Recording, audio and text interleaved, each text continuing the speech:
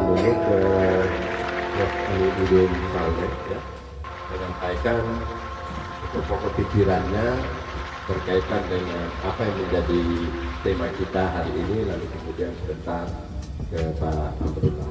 Silakan. Jadi jelaskan ukurannya apakah ini apakah sulafat ini ada salah satu tokoh di Indonesia ini yang kami kasih gelar Bentoje. Itu Profesor Mahfud. Itu 14-15 tahun yang lalu itu dia baca buku saya, ada beberapa buku saya yang diterbitkan, dan dia katakan saya tertarik mengenai itu, dan saya mau ke Galesong. Saya bilang, aduh, sayang ini kalau Prof. Mahfud ke Galesong dan kita tidak kasih apa-apa ya. Saya berapa kali diundang, 4-5 kali saya ke Mahkamah Konstitusi diminta ceramah di muka Hakim Konstitusi ya. Mempertanyakan itu, pertanyaannya harus ditompok tadi. Termasuk Pak Desa. Romo. Berapa kali kami sama-sama ke Jakarta ini diundang oleh Mahkamah Konstitusi, semua dibayar sebagai tamu VIP-nya Mahkamah Konstitusi ya. Sampai Pak Sekda bilang, waduh, saya tuh luar biasa di orang Galesong ini kalau ke Jakarta ya, karena Pak Sekda pernah kami sama-sama juga.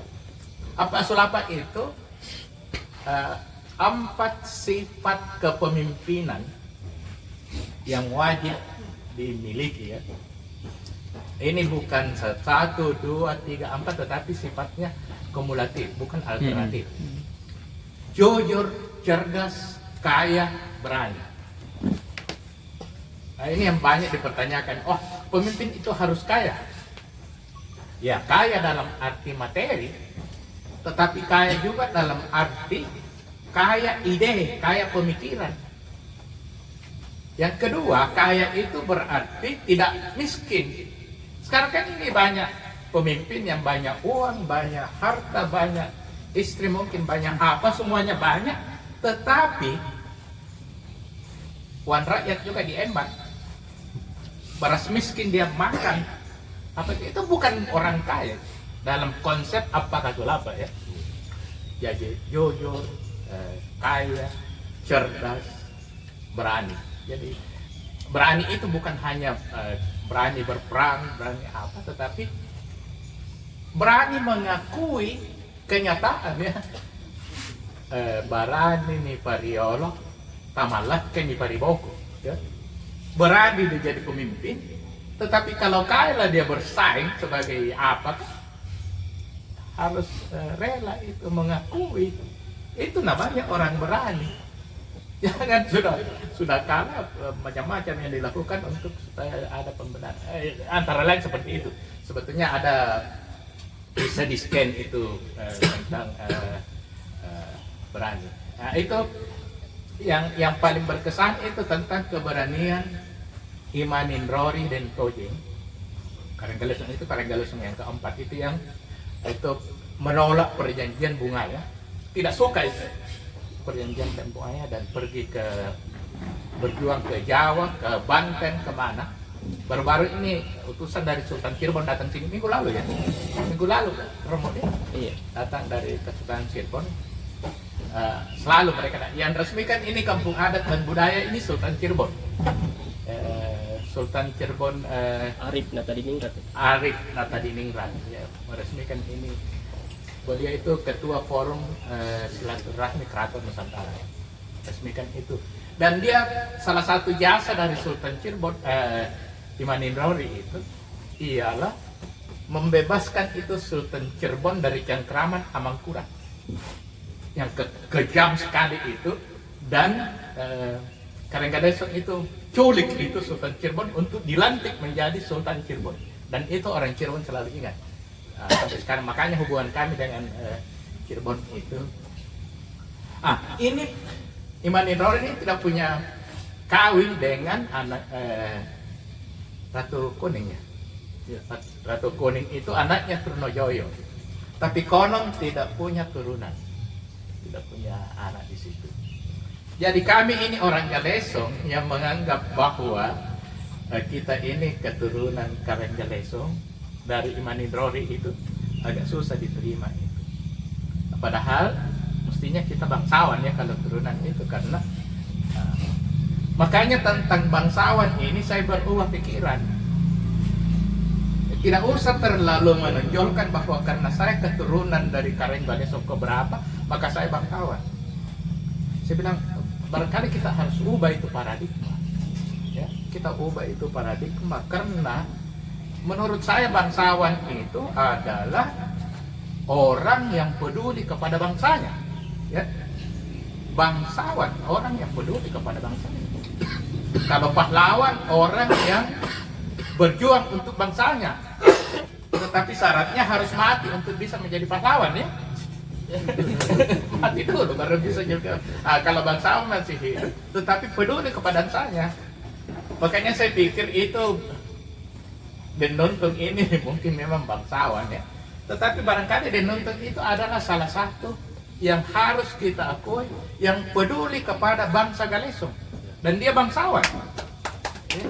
Mana Denuntung ini? itu fakta itu ya.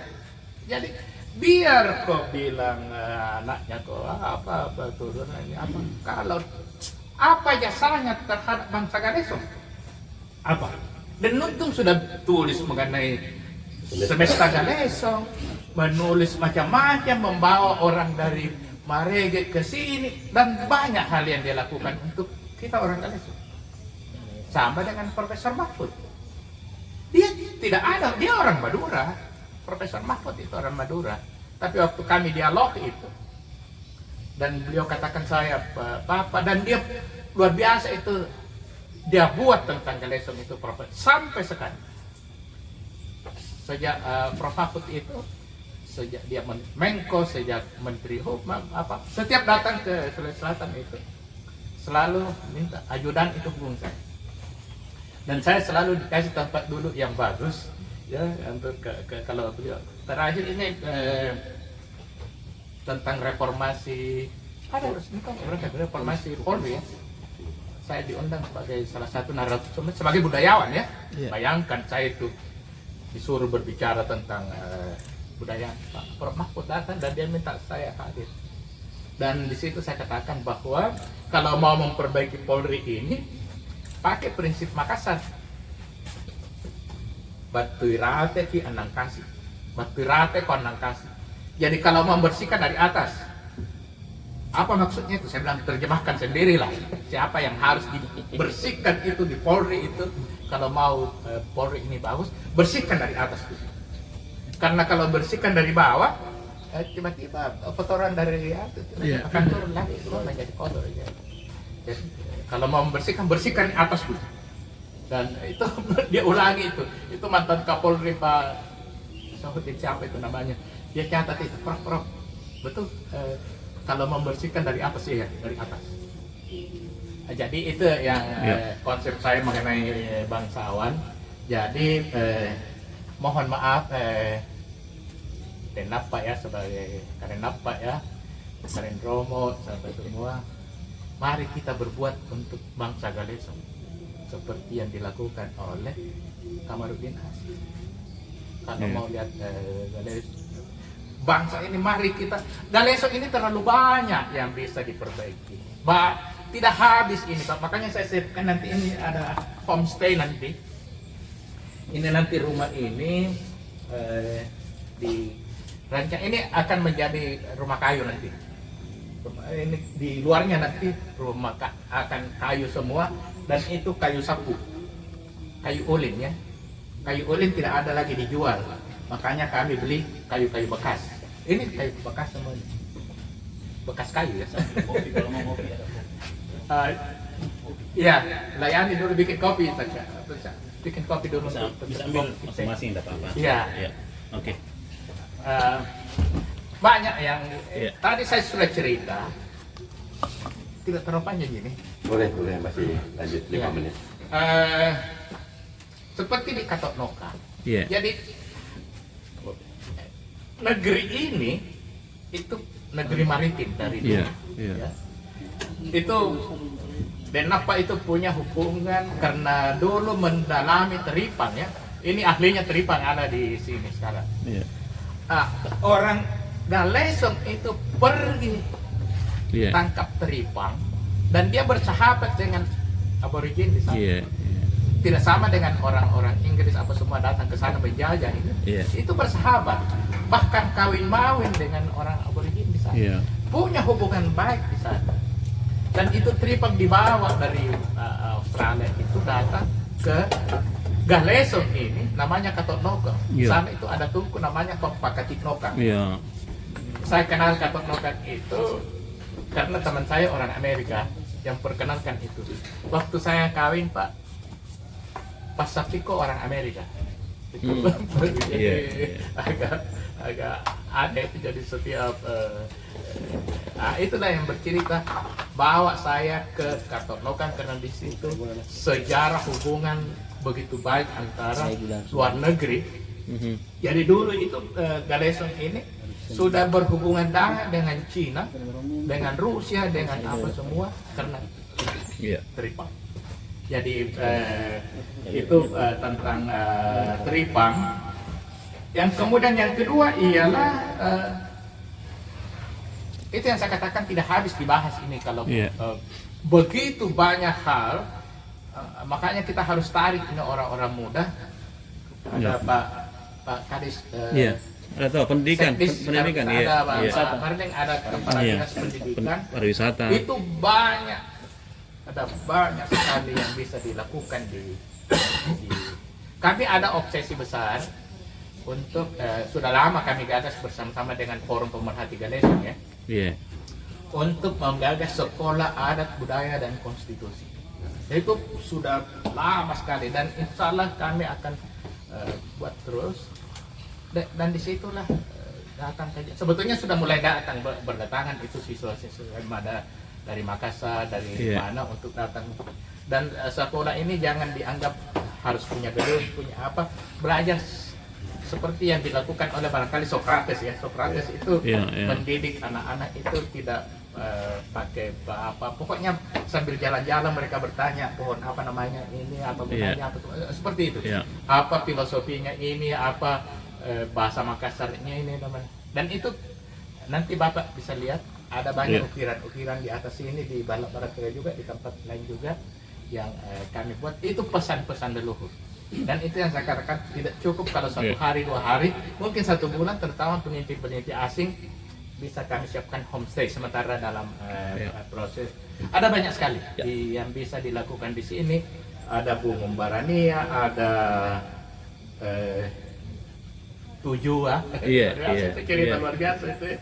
Ada di Ngumbarania itu baru-baru ini dari Erjon Ada kegiatan festivalnya kalau tidak salah ya. Ya. Saya pernah nonton di YouTube itu ada kegiatan semacam festival Tapak Kilas ke Gunung Barat. Iya, iya, iya. Itu dari Eljon itu dia tanya, ada apa di sana? Saya bilang itu kalau berperang itu sebelum pergi berperang itu manin roli, dikasih mandi itu semua dibayar ya, Iya. kasih mandi semua. Dia tanya apa yang terjadi? Begitu selesai mandi, itu urat-uratnya itu putus. Dibilang urat apanya yang putus? Urat takut. Makanya itu waktu mendarat itu di Madura itu Galesong itu tidak ada laki-laki di jalanan, semua pergi sembunyi. Iya. Takut dia karena apa? Dia apa? Pro Belanda ya, pro VOC apa dia malas, jadi sembunyi itu semua laki-laki yang merasa dirinya laki-laki ya, karena itu berani, itu yang Tersugesti. sugestinya itu karena sudah dibayar, sudah putus urat-urat takutnya. Itu semua ini barangkali kadang-kadang nyerempet ke persoalan agama, tapi ini kan objek wisata ya. Kalau kita tidak bumbu-bumbui seperti itu, siapa yang mau tertarik? Sama dengan orang Prancis itu katakan di Menara Eiffel itu pada malam Jumat tertentu itu tengah malam itu datang itu Louis ke-14, dia kepin sesuatu dan setelah dilihat ternyata kepalanya yang dikepitet, lepas dari sini. Dan tidak pernah ada itu, tapi orang praktis yang rasional percaya itu. Jadi kita harus membuat cerita itu seperti itu ya. Seperti menarik. Jadi saya mulai tertarik mengenai hal itu, dan saya selalu minta bantuan kepada kita semua, minta tolong ya Adinda, Rusdi Tompo, ayo kita sama-sama berbuat. Beliau calon profesor, ayo kita sama-sama berbuat untuk bangsa ini, karena semakin kurang orang yang peduli tentang hal-hal seperti ini. Jadi kalau kita tidak mulai, kapan lagi?